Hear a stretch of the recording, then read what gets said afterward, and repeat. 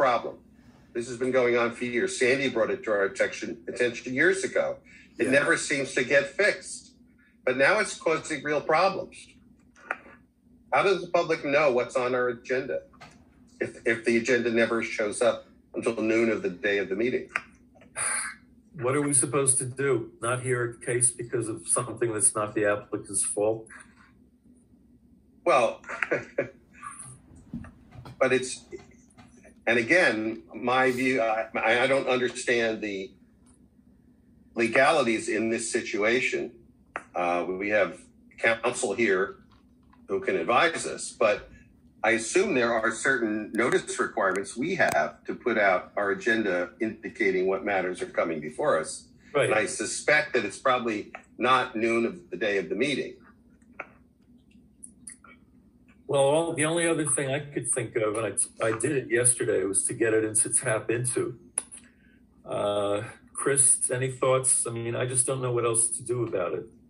I believe as to whether there's a physical copy that was available at the city in this particular case today, I don't know. I'd have to look at the time frame of when the agendas were posted online. There might have been a physical copy available, and the notice to at least neighbors might have indicated that the notice was available in person from City Hall. I have to look at the particulars. Chris, is there any regulation that says we have to provide that? I mean, they wouldn't even know to go down to City Hall if they don't know what's on the agenda. The agenda being posted at noon, City Hall closes at 4 or 4:30. Is that legally proper? Well, it's more than that. I mean, if we're in the virtual format, I don't think anyone should have to go to City Hall, or they shouldn't even need to think about it. No, I think what Chris is saying is that some notice requirements may be pushed aside if the public understands they just go down to City Hall and they could review or get a copy of whatever is on our agenda. My issue is a little broader than that, is that if the public doesn't know what's on our agenda, how would they know to go down to City Hall or do whatever electronically to find out something that's of interest to them and get the documents? Well, I think it's jurisdictional, but the question now is, what do we do about it with whatever happened in the last few days? That's what counsel's for. Yesterday, there wouldn't have been anything we could do about it. Our staff was working, but the rest of City Hall was not. We wouldn't have had anyone to complain to find out, why isn't this posted? Max, when was the notice posted online? Who knows? Notice was posted online around noon. I think Larry was correct, around noon time today.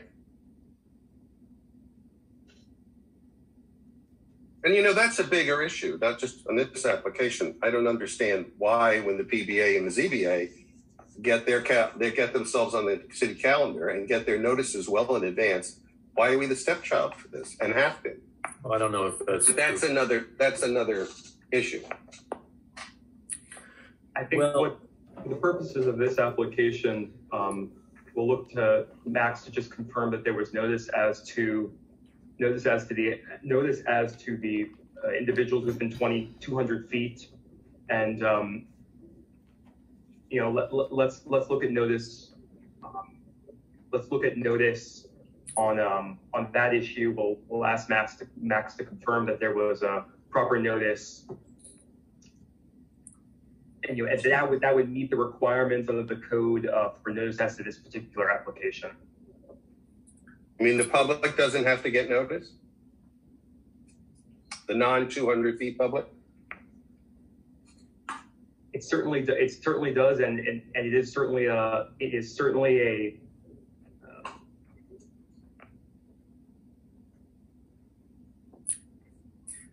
Well, here's what we could do. There's two ways we could go about this. The subject of this case is basically the same as our major discussion item tonight anyway. a large part of which I intended to explain both to the commission and the public what's going on, what are the issues. There's two of them. One is the effect of a redevelopment plan, and the other is spot zoning. This was done under the redevelopment plan. This is not the only place where we've been told we have to use that.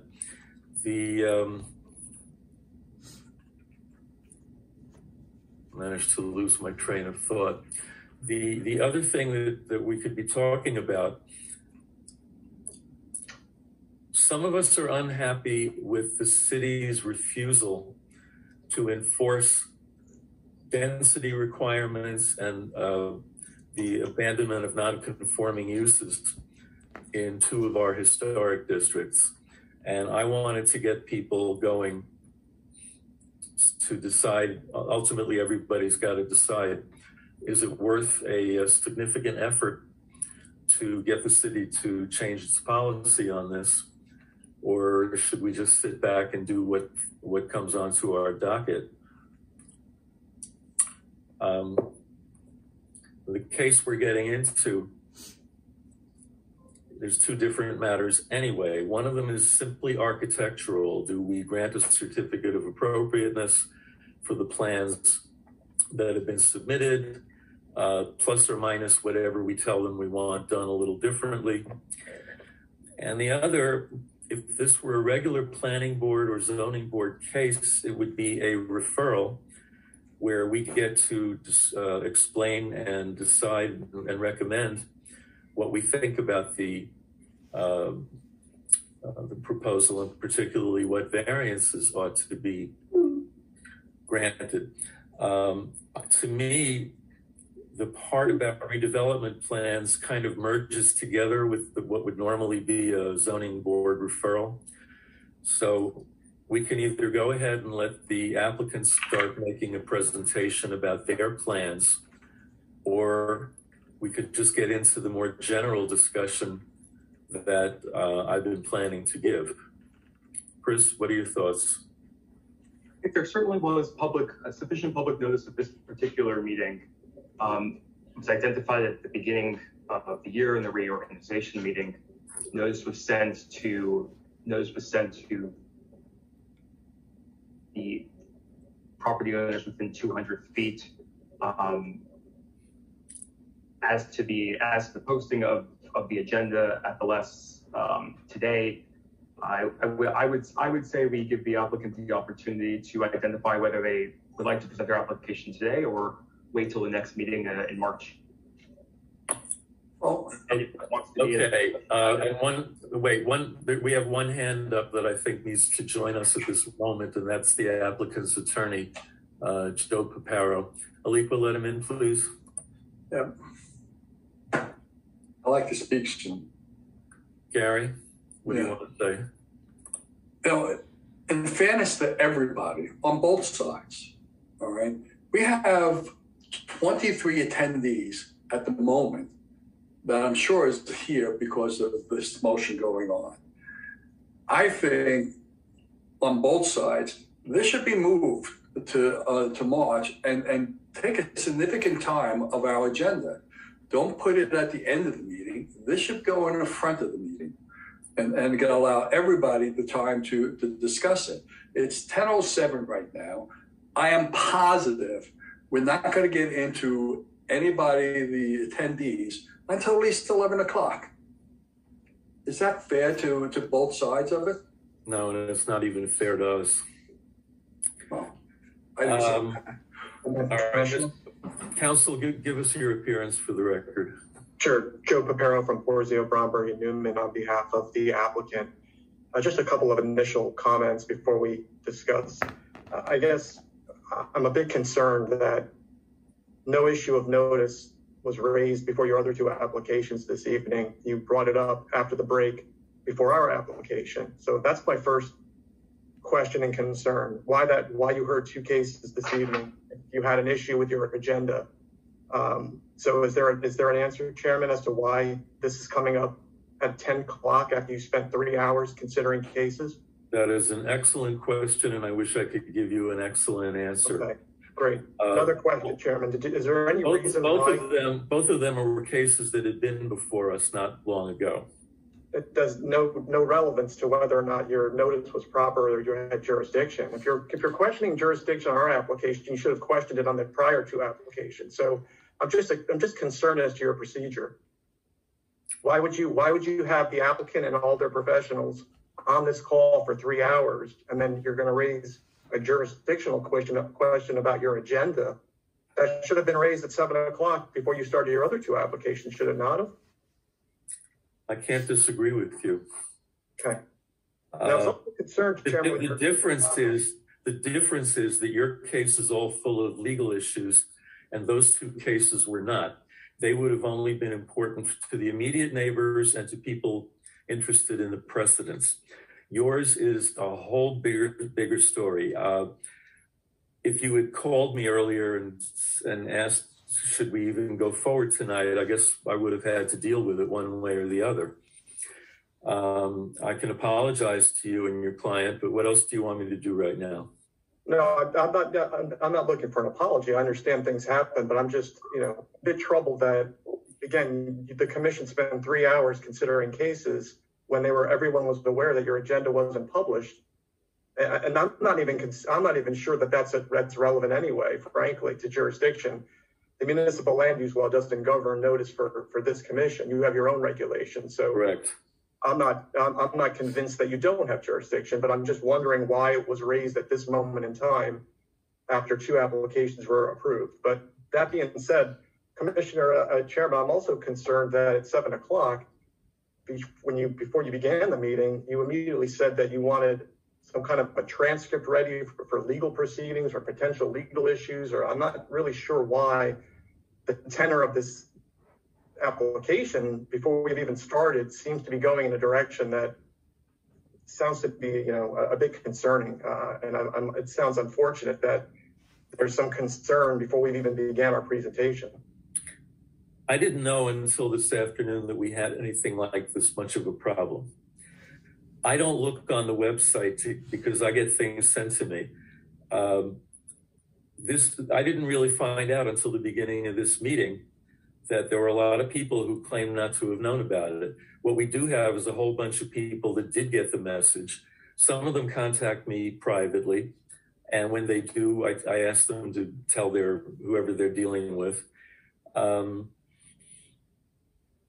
I don't think it makes a lot of sense to go forward with your presentation right now.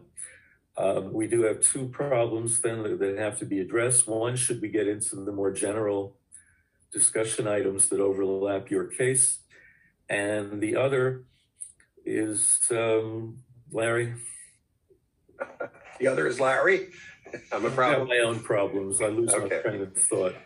No, this is what I'm going to suggest. And of course, our counsel will tell me if this is off base or not. But can we think about this as, for tonight, an informal, and allow the applicant to present at least its conceptual design work? I assume that's part of what they're going to want to say, so that the entire commission has an idea of what the applicant is talking about.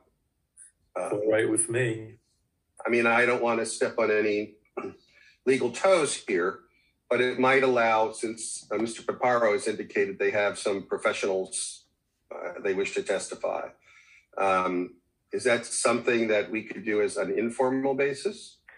Well, they were before us for an informational about a year ago. Right. Well, that was a year ago. I assume that, things have changed. Maybe not, but I assume they have. Mr. Paparo, does that seem like something that might work? Commissioner Kirk, I think that's an excellent idea. I think what we wanted to accomplish anyway this evening, even if we started at 7, was really to run through the plans and what we've submitted from an architectural standpoint and your design guidelines and criteria, and really obtain your feedback. It was important to my client that we get your feedback at the outset of any planning board submission. We wanted to get your feedback, incorporate what recommendations we could as far as the design of the buildings, so that when we did go into the planning board, we would be very confident that we've taken your thoughts, input, and feedback into consideration. That was what we wanted to really accomplish here. We had no intention, frankly, of speaking to zoning. Frankly, I don't think it's within this board's jurisdiction to talk about zoning or redevelopment. We're not here for that. We're here to show you our designs and get your input on the guidelines and what we're presenting from an architectural standpoint. You understand, however, my thought was that this is more of an informational, so that there would be no vote tonight. It would only be, I assume, your presentation of the design and whatever else you wanted to, and comments from the commissioners on that. Is that your understanding? If that's the direction the commission wants to go in, I think we would at least be able to accomplish something. And we're looking for that feedback. We were hopeful to have something a little bit more formal, frankly, than just informal, because we want to move this project and this process forward.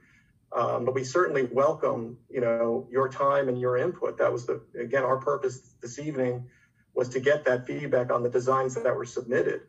Well, then let's do it. But we would have been 15 minutes further ahead than we are right now if you hadn't decided that you mostly wanted to argue with me about how we got to this point.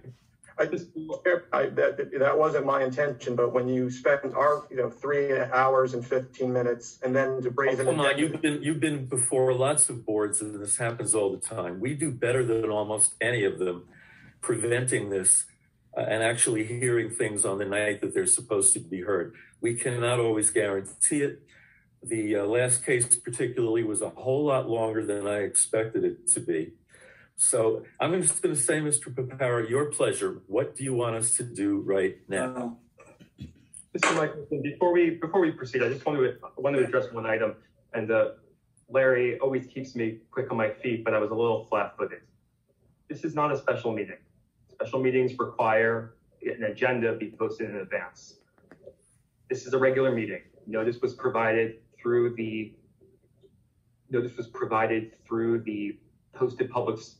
posted meeting schedule of meetings for 2022.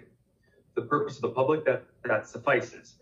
For a regular meeting, there does not need to be a posting of an agenda. As to notice of those interested parties within 200 feet, we can have Max identify whether or not notice is sufficient as to those particular people. But Larry, as to a regular meeting, an agenda does not need to be posted. So if this proceeds today, I just want to make sure the public is aware that there isn't a problem on that particular procedural issue. All right. Mr. Paparo, go ahead. So we, as you noted, Chairman, we previously had informal discussions with the HPC some time ago, maybe a year ago. There's been some additional back and forth with Mr. Neerstead and I believe Mr. Ross on this project. Our intent is really to proceed with a formal presentation, and if the commission feels it's too late this evening to start this application, then we can certainly carry it forward to your next meeting. But we really want to move forward and obtain some feedback that we can rely on, frankly, for our planning board submission. Well, that's fine with me. If you've got a professional ready to testify, maybe then you don't need to call him back a second time. But I don't know that it's going to get much deeper than what you've already had twice. We actually 3 times. There have been a couple of meetings that were not not done by the full commission. And then there's the informational meeting last year. So yeah, I know you weren't part of it, but you and your clients know perfectly well where we stand on a lot of the particulars. Now, as for specific design issues, I don't know that there's really much you need to tell us that's not already in your plans. But why don't you go ahead, call whomever you want to. Sure. Hopefully maybe that witness doesn't have to come back. Gary, what is it? can we put this to a vote to the board and see where we want to stand? I'm not in favor of moving this forward tonight. I really believe it's not fair to the client to do this. It's going to be a short version of discussion on it. Then we, like you said, we just burned 18 minutes of it. So now we're down to maybe 45 minutes of discussion. If Joe and Stephen feels that's going to be enough time to move forward, then I would agree. But I honestly believe with not giving the benefit to the client. Okay. All right, it's 10:18, which means theoretically you've got 42 minutes. We might be willing to push it a little further than that. If that's enough for you to do something with somebody, I would say proceed. Okay. Did Mr. Thompson have his hand up? Mr. Thomas, I'm sorry. That's I'll continue. So I was going to say, I just want to reiterate, this is just another informal. So, but if you want to proceed. I'm fine with that. All right. Well, let's have our architect Jeffrey Lewis begin. Mr. Lewis, are you available? Okay, Alik, let him in, please. Okay, sir, your name and address for the record. You're muted. Sorry, can you give me 1 second? I'm just calling on my phone so I don't cut out. Actually, I'm sorry. Hi, my name is Jeffrey Lewis. My address is 277 Ridge Street in Newark, New Jersey. Okay, proceed. Mr. Lewis, do you want to share your screens and walk the commission and the public through your plans, please, sir? Sure. Just for the record. Yes. Go ahead. Jeff, before you go, while you're sharing your screen, I'm just going to give a quick overview. This is 228, 236 East 9th Street. It's block 824, lots 24, 25, and 26. This is a vacant site. It's actually 3 vacant parcels, and the applicant's proposing to consolidate into one parcel in accordance with the governing redevelopment plan. This is the 197 scattered site redevelopment area, the 6th Amendment.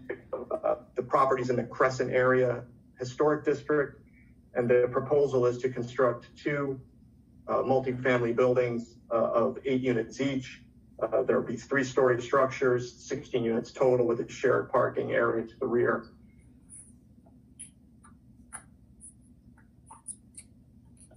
Okay. Mr. Lewis? Okay. With that, I'll just start and I'll walk everyone through, starting with the site plan. As was mentioned, this is a pretty large 1-acre lot located in the scattered site redevelopment plan. We are in compliance with all the bulk requirements in the zoning except for lot coverage, which we're asking for a variance for. Wait, Jeff. That is not correct.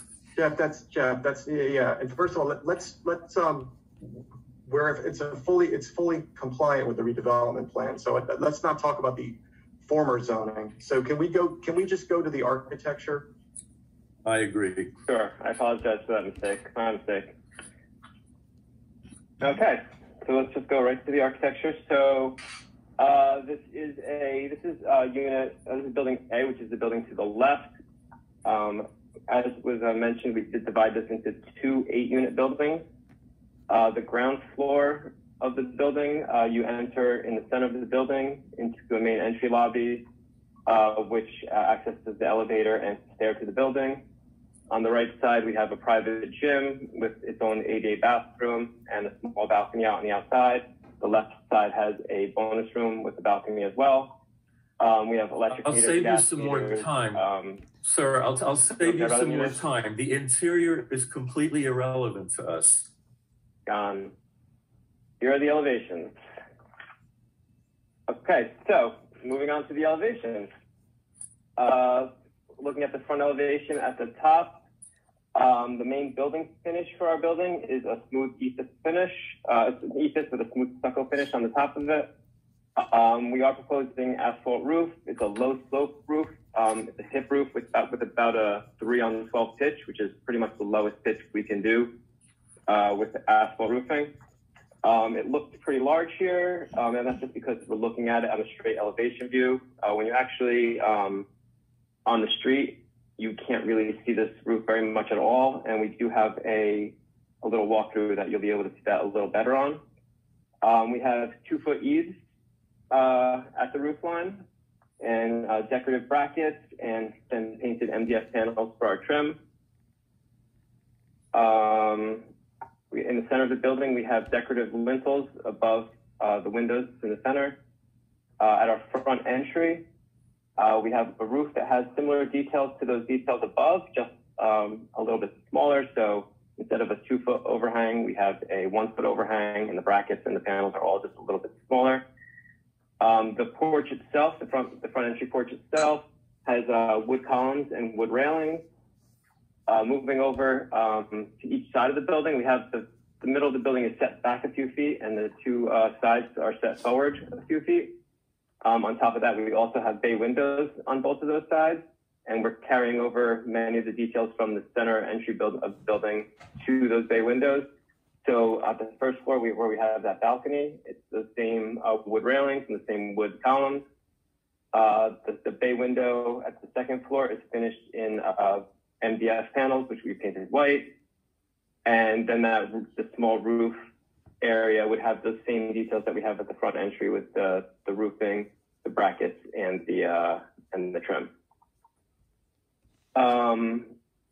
We are wrapping these finishes around the entire building, so that you can see around the sides we have the same brackets, the same trim, and the same smooth stucco finish.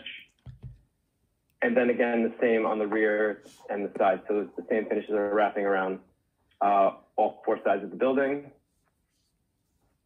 This is the elevation for Building B, which is the building on the right side. You can see we made some changes to the front of the building, so that these buildings, while in mass, will be similar. They're going to be a little bit different. Yeah. Jeff, oh, there you go. Okay. So we're talking about with the differences. The main one I think would be right at the entry to the building, where we have a less prominent front entry, and we're balancing that out with 2 new bay windows up at the 3rd floor. So we have these bays protruding out about a foot with arch windows in them. We also changed the pattern on both sides of the building at these projections. We eliminated the balcony at that 1st floor, but now we have a 2-story bay window that's cantilevered out 2 feet, finished in those painted MDF panels. And also this has arch top windows at the 3rd floor on both sides. Again, of course, we're wrapping everything around on all 4 sides of the building. These are a few images that we have from our street. This is the building directly to our left, and we have our site. These are the 2 buildings to our right, and then this continues down the street. So I think, I hope that we can see some of the details and the finishes that we chose for our building were chosen from this streetscape to try to fit in. So, I mean, I think the smooth stucco finish is pretty obvious. Almost all of these buildings have the same large eaves, have the decorative brackets that you can see on our neighbors, decorative window surrounds, arch windows, front porches, bay windows. These are all features that we borrowed from all of the buildings around us. Lastly, I do have a brief little walkthrough I want to show that I think will emphasize how low the roofs are. These are our 2 buildings. You could see just from the first view how little you can actually see of those roofs. I can just get this to play.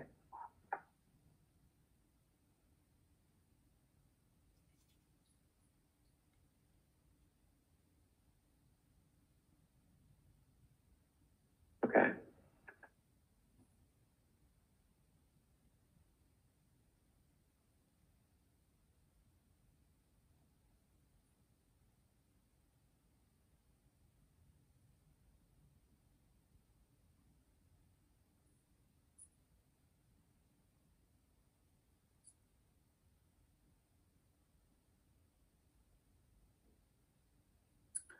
That is terrific. The graphics that you're giving us is very, very helpful. Yeah, I think this definitely shows what we're doing a lot better than just the drone elevations do.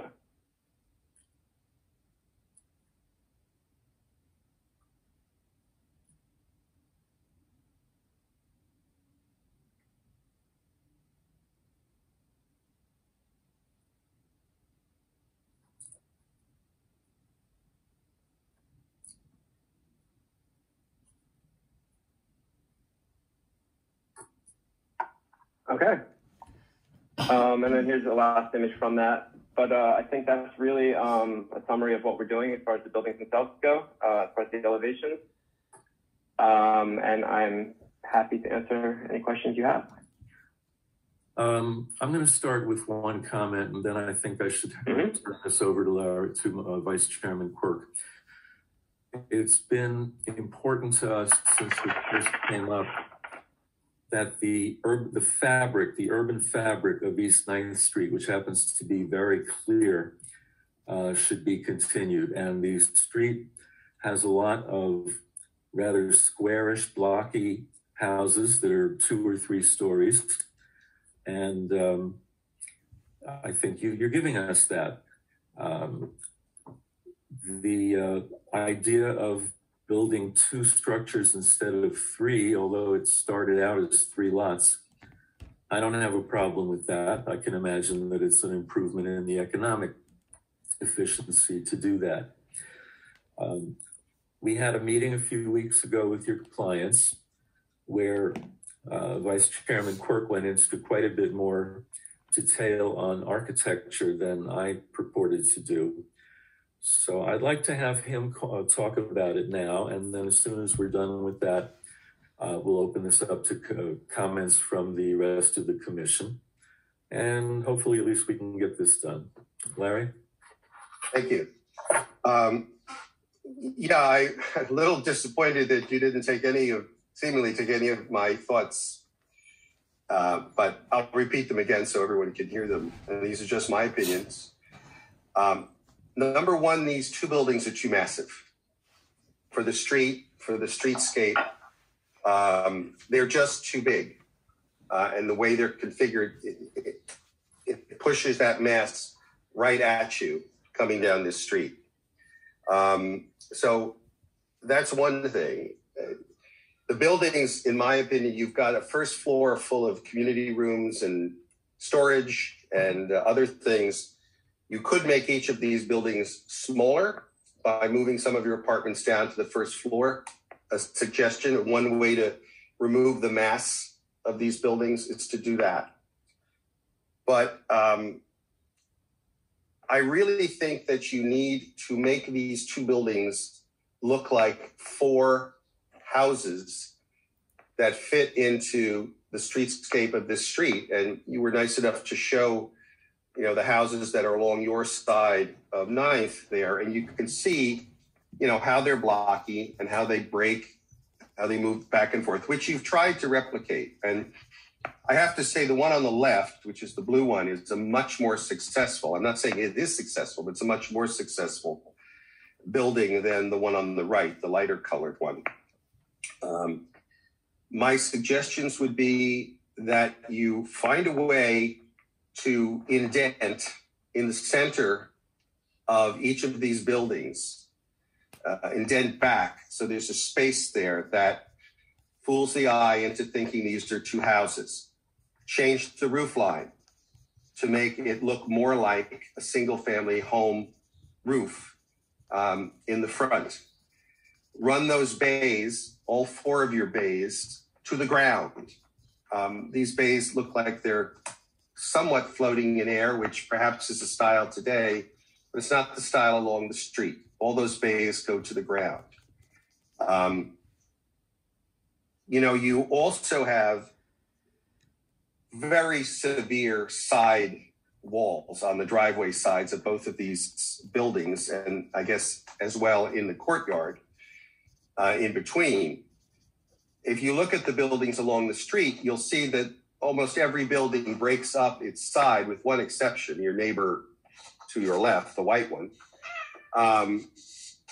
They all break up the sides with something, an indentation, a projection, a bay, 2 bays, a cutout, something like that, to alleviate that solid long wall of windows, which you will obviously see very clearly from the street. The suggestion on the lighter building, the one to the right, is get rid of those extended dormers. That's really a little more Miami Beach than it is Plainfield, New Jersey. As I say, the design, I saw what you tried to do to make this building look different, but a cousin to the one next to it, which is a fine idea. But I don't think it's done successfully, to be honest with you. So, you know, my comments still remain is that you have not brought down the mass of these two buildings enough. Your details are fine, especially on the blue one. I like the brackets. I see you were sensitive. You put that white course around between the second and third floor of the blue one, between the first and second floor of the lighter one. That's wonderful. The lintels over the windows, those rounded windows are a nice reflection. So you're getting there, but you're got about 70% to go. Also, I didn't hear the words about what the stucco would be made of. I caught it a smooth, some kind of stucco finish. If Mr. Lewis could just tell me what it is. Yeah, I could. Sure, it would actually be EIFS. EIFS is like a insulation board, and then you do stucco over the top of it. Spell it, please. EIFS. External insulating. I haven't had to do this in a while. I forget what the FS is for. Okay. Sorry. Well, it's basically foam insulation, like solid foam insulation that they do the stucco over the top of. It's how they do stucco now more often. It gives us a little more insulation as opposed to just doing stucco right on the building. Okay. Well, one of my suggestions was that was probably not a favorable treatment for these buildings, that it should be the stucco overlap, which we had talked about. But because I think that ends up looking cheap and is damaged easily. And you do have cars going all the way around these buildings. So that was my other comment about materials. I don't mind so much the MDO trim because that's all being painted anyway. But the stucco, I think, is particularly important. Okay, that's all I'll say for now. Raise hands of anybody that would like to add to this. Reggie. While I and that's why I think you need to, these are good points, Larry, all of them, most of which I would have said. I am opposed to EIFS because it reminds me of Drive It. And Drive It is the most atrocious material that dominated the market in the 90s. Reminds you of what? Drive It. Drive It? Drive It. Everybody used it. It falls apart. I think I agree with Larry that as a building material, it's a nice picture, but it won't last very long. 20 years from now, it'll look like it should have been burned to the ground.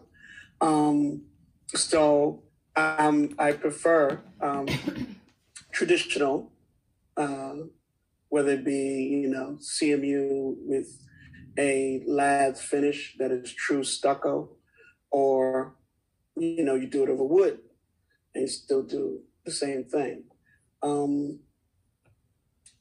I am not opposed to you sharing the plan. I think it's clean. I think it's straightforward. I think it works from all of those building and planning standards. I think it's very nice. And that's what generates your elevations. However, I do agree with what Larry said, which is scale. I think now I'll change that. If the scale is right, because I'm glad you put the human beings in there, so it shows the scale. And your detailing is correct. I think that you certainly pull from your surrounding neighborhood. I think your streetscape is approaching correct. I think volumetric interest is what we're talking about in terms of what Larry's talking about is how do you make this apartment building look like it belongs in that volume related to the other structures around it. So I don't believe it necessarily has to be exact, but I think it's just a few step backs, height vertically and horizontally would help you change that volume, because I think that's where your problem is. That sheer wall as you're driving down, as you're driving to the back to go to the parking, think of the neighbor who has to look at that wall. In a lot of urban settings, that's just invites graffiti. it's a beautiful mural to paint on. So I think, and also think that I'm glad you're coming back, because this sort of short, cursory look at your work and what you're presenting is a little unfair. I would like more time and give you more time to develop this. So that's all I have to say. Otherwise, I think it's great presentation, great perspectives help a lot. The walkthrough helps tremendously, I think, and that's why we're able to comment so quickly on what you're doing. But I think it's fair to develop it a little more. You're almost there. Thank you. Thank you. Thank you. Who should go next? John. You're muted. Thank you. I agree with much as that has been said. Something I'd like to point out to commissioners is in the street walkthrough, which was excellent. I really appreciate this presentation.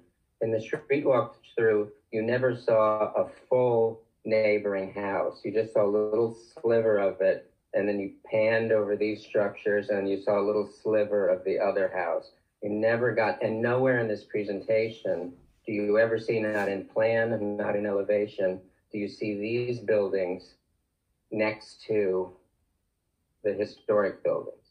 And I think if you did see that, if you saw a streetscape, or if that view took in the buildings on either side, the difference in scale would be breathtaking. And I think that's something that's important, and it's just not represented here. I also agree with the notion that how these are executed will, even if this scale is approved, and the design is nice. I don't have as many issues with the design that I've heard, but the execution, doing this in EFIS with MDF panels painted and applied, I guess, on top of the EFIS, that's not going to last, and it's not going to age well. I spec EFIS on projects. The only place we use it is up on roof bulkheads where nobody can see it. So I have a problem with whether or not these are going to turn out looking like they do, and whether or not it's going to last in the historic district. I don't think these would age well, which is sad because it is a beautiful design, even if the bulk was approved. I'm not sure it would really come across the way the picture is coming across. That's it for me. I'm just going to go around. I'm sorry, can I stop for 1 second? Yes. I just want to say that I did text my client, and we're going to get rid of the EFIS and change it to just a regular smooth stucco finish, the classic style. Okay. So we'll remove the EFIS. All right. Can I just ask all the brackets and things and the porches, they're wood lumber? They're all wood, yes.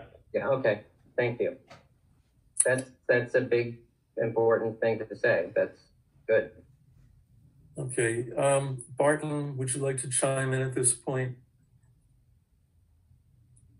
Yeah, I had the opportunity to sit in on some of the pre-meetings before this, and I agree with a lot of the comments that have already been said. The change from EFIS to real stucco is great. I think the building on the left, I guess the blue one, is a little more successful. I think it could be, the mass could be broken down even more, kind of creating almost two looking buildings in terms of one. So you'll end up looking two buildings, but four almost like townhomes. I think that would really fit in better with the neighborhood. And, maybe that's as simple as just changing a couple materials, changing some colors. Maybe there's some bump outs and some recesses here and there, just to kind of create that, variety that you'd like to see in, the bulk massing of a building. And that's especially true on the sides. The sides are just too long, too straight. We need to have some, some bump outs, some different, a sunroom, something. I think Larry had a good idea about, maybe moving some mass from up above, moving it down to the first floor, and just, rearranging some of the rooms so that we can get a little more variation in the facades. Even some of the neighboring buildings, they have basically like a bay window bump out or something like that. So I think having a little more variation like that, breaking down the two larger buildings, they look like almost 4 buildings. I think that'll go a long way. I think all the other details are moving in the right direction. And I think, you have taken a lot of the cues from the neighboring buildings, and just being 3 stories with all the other buildings, I think all of that's been very successful up to this point. Thank you. Okay. Gary, anything you care to chip in here? I would love to. Mr. Lewis, you have done a light year better design than what we had seen previous to this. All right. I really think you took in, like everybody's saying, that you took in the rest of the street into your design. All right. I'm not an architect. I don't see the massive size that everybody's mentioning to you on that. I know the lot, I know the street on that, and to put those buildings in there, I don't see a major issue. I do agree, though, hearing everybody that if that massive front could be broken up, I think you would have a better design. But one thing strong that comes in most of the time when we get an architect into Plainfield, being a slightly different beast, the sides are always not considered in the overall design of the building. All right. And we've seen this on and on and on, almost every single architect that walks in. The sides are as important, not more, than the front of the building. The front is there. You got a great style, but you're hurting the overall look because the sides are just. Who said it one time? I think John said it one time. It looks like a mass side wall of nothingness. All right, that's there. It's just a big wall with windows into it, and there's no element of historical anything into it. So I would think the community would be a lot happier with it. I also, back to Joe and to everybody, I'm glad we went through this process tonight, that the town or the community, forgetting about the 200 people that's there, they got notice on it. And all they got notice was that we're having the thing tonight. They didn't see your plans or anything else. I think you did a lot of justice to the community, to the 200 as well as the community, showing this design. I can talk to Billy. Are these designs going to be open to the public to look at to the next meeting? They should be. Okay, because it's an empty lot. It's been there for decades, and I would like to see something there. And I think I don't know who said it. I think you're about 65, 70% there. All right. So great first effort. Looking for the second time.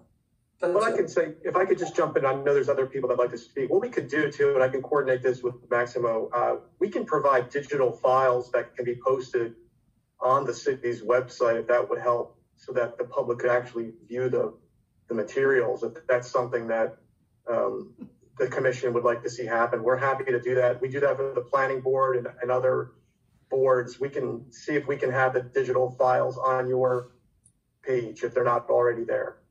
Well, I assumed you knew that and you were going to do that. The problem is we don't control our own website, and I don't know who fell down, but it's not there. So to get it there before our next meeting, absolutely got to do that. We have a Facebook page that I control. We could throw it up on that.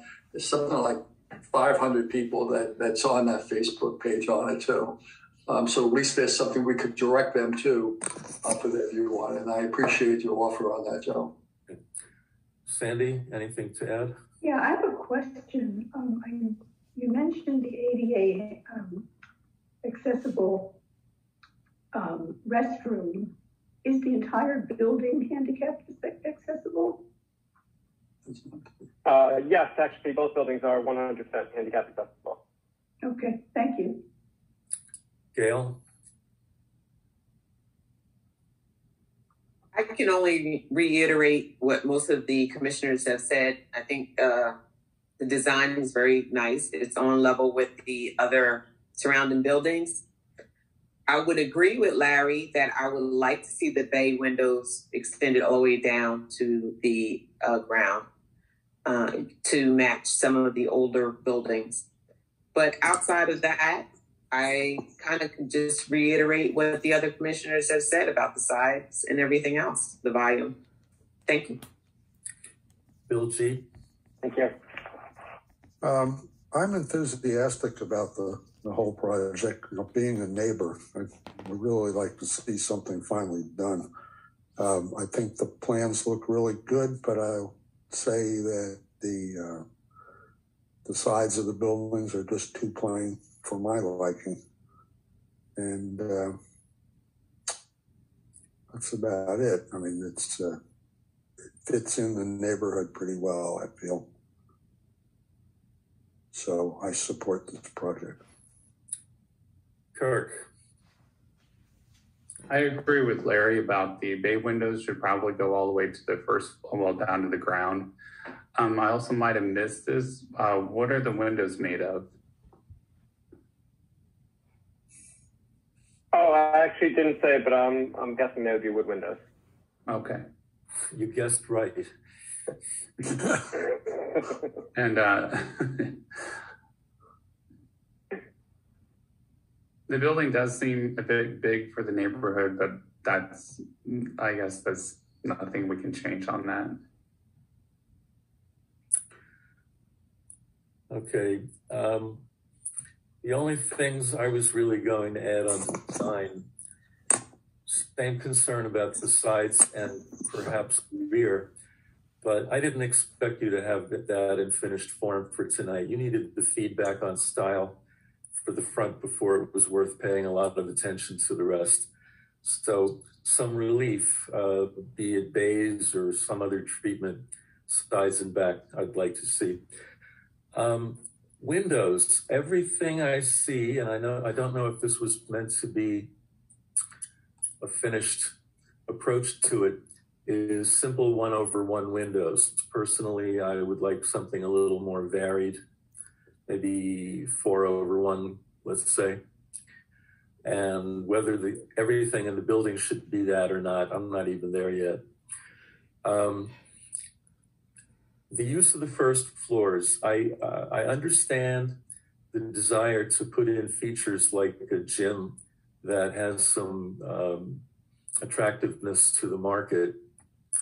But you got two buildings. I'm not sure if they need separate gyms, separate storage, separate laundry. I'm thinking of a place I lived in a long time ago where all that stuff was in the building next to me. So what? I walked outside for maybe 30 steps to get to it. Well, that might free up a good deal of space on the first floor for rentable space. The subdivision, I don't have any problem with combining 3 lots into one and winding up with 2 buildings. Beyond that, I'm not really the design expert here. I'm the land use guy. And possibly we ought to save all of that until the next meeting. And I can tell you that most of the public comment is going to deal with that density and parking. But I do not want to see this opportunity fall through. These lots have been vacant and overgrown for like 45 or 50 years. And the concept that we've got to let a builder have some incentive to put capital into a place like that by approving something that's maybe a little more than what we really want on our own is reasonable. Beyond that, I'd say let's pick it up next time. Now, if you have anyone else that wants to testify now, limiting it to design issues we've got a little time. We'll give you a little more if you want it. But that's up to you, Mr. Paparo. Gary? Yeah, Reggie was first, but I'll go after Reg. Oh yeah, I have one bit of advice. Refuse. How you remove it from the building, where do you store it, can change your design of your first floor. If therefore, and also change the design of your rear elevation or elevation if you don't consider it now. So looked at your plans quickly. I did not see it. So you might want to consider it because it's going to come up. I didn't see it now. And I'm sitting in HPC. They're going to ask for it when you get to zone it.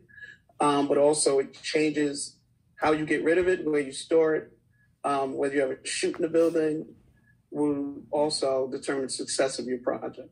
So whether it changes your rear elevation, that sort of thing, whether you do a creative way to do that, where it's stored outside of parking, that sort of thing. Whether you even have bicycles, I see you have storage in the building that maybe for bicycles or the residents, but you just take a look and make sure you have those items in your plan and how you handle it from an elevation standpoint. That's it. I didn't see it, so making sure you have it. Will do. Thank you. Okay. Gary, you wanted to add something? I did.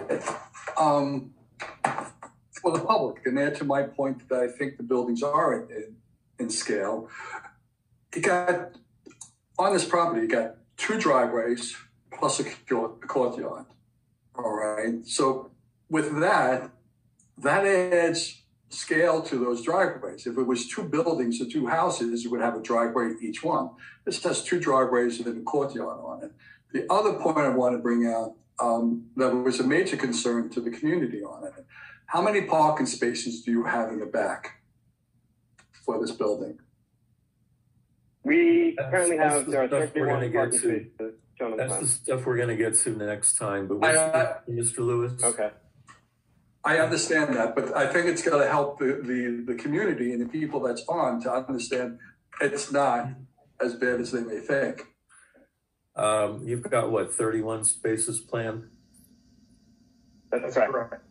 For 16 units. This is based on 16 apartments, all of which are 2-bedroom. So it's like 32 bedrooms. Am I right? That's correct. Yes. Okay. Beyond that, I think we ought to address it next time because that gets into the land use and density issues. Do you have anybody else that you want to have testify right now?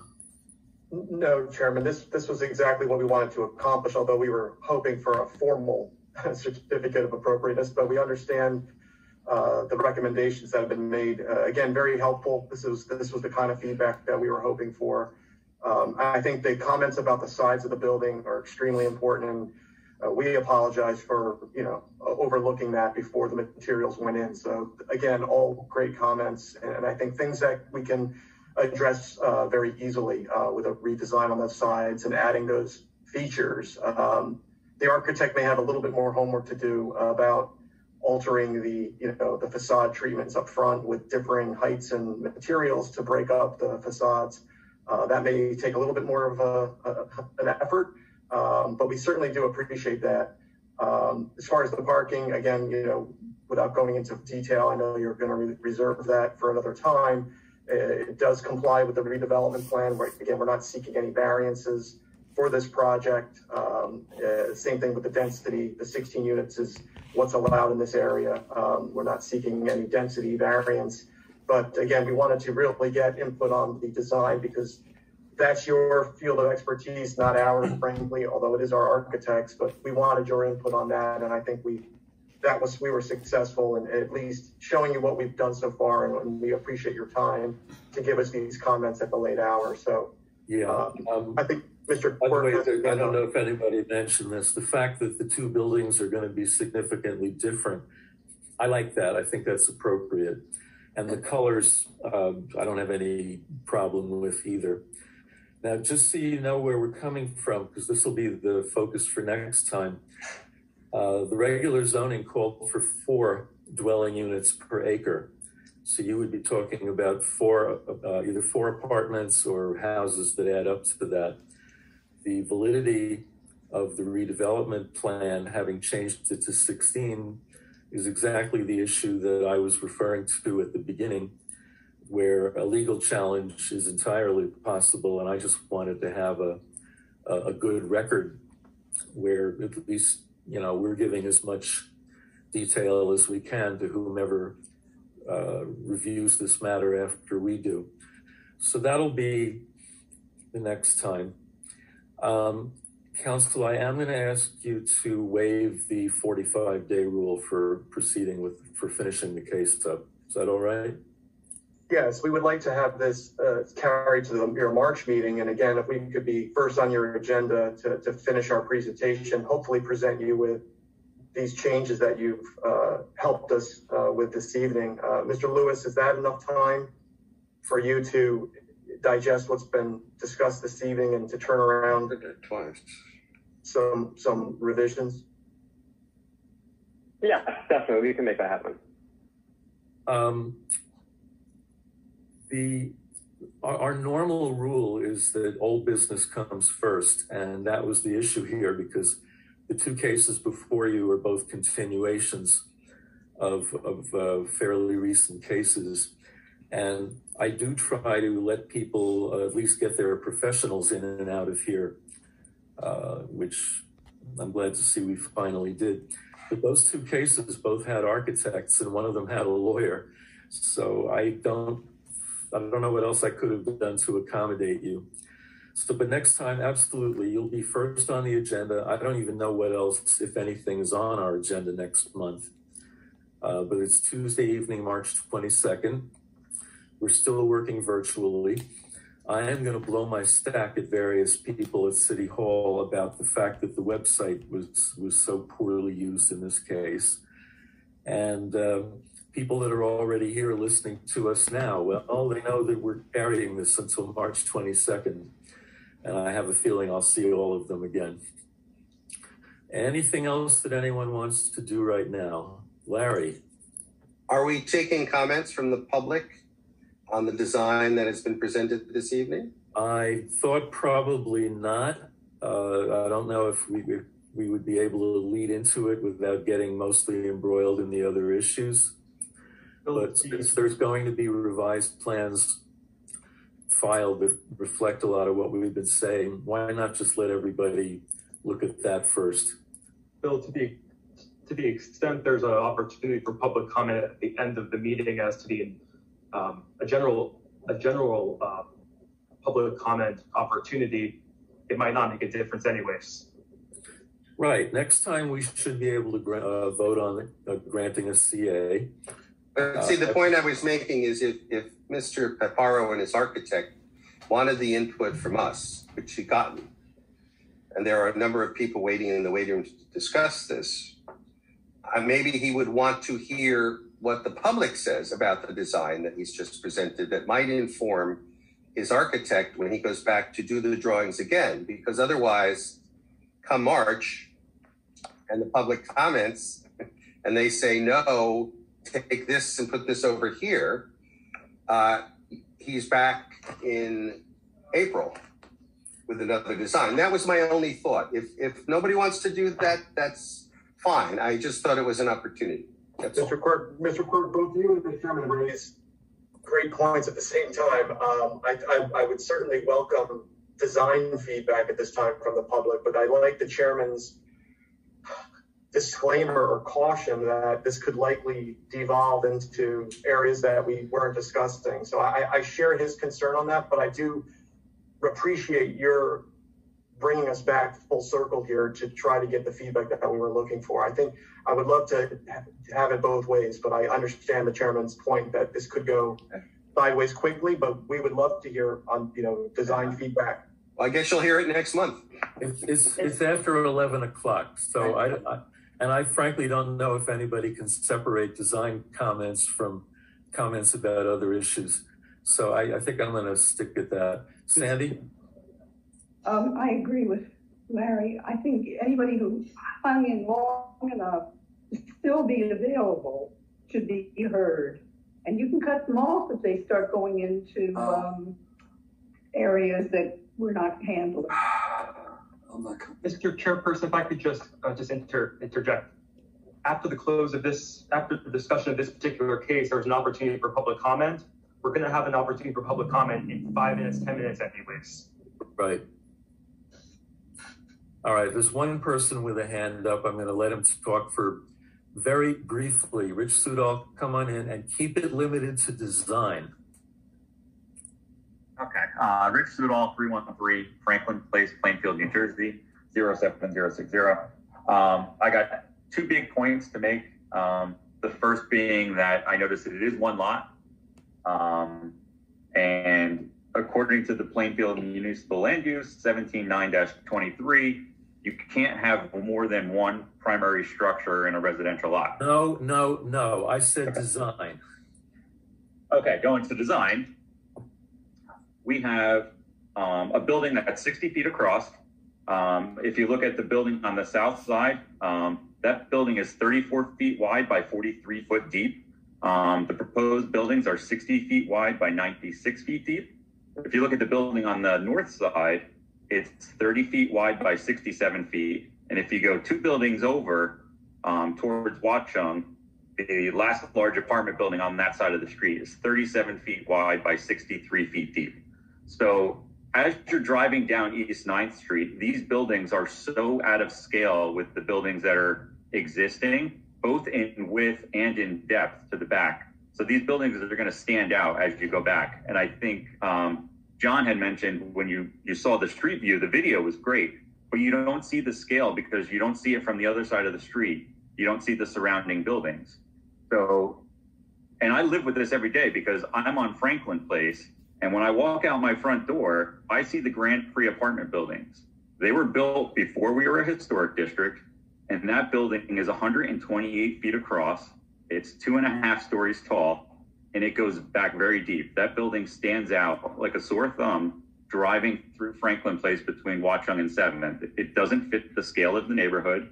And anybody who's gone down Franklin Place will see that that building is just massive compared to the houses that are still in scale with what you're seeing on East 9th. So I just wanted to put that perspective out there that we're not seeing the true scale of these buildings. Although I do appreciate the architecture that was proposed. I think the design is nice from the front. The sides are very plain, which the board has announced.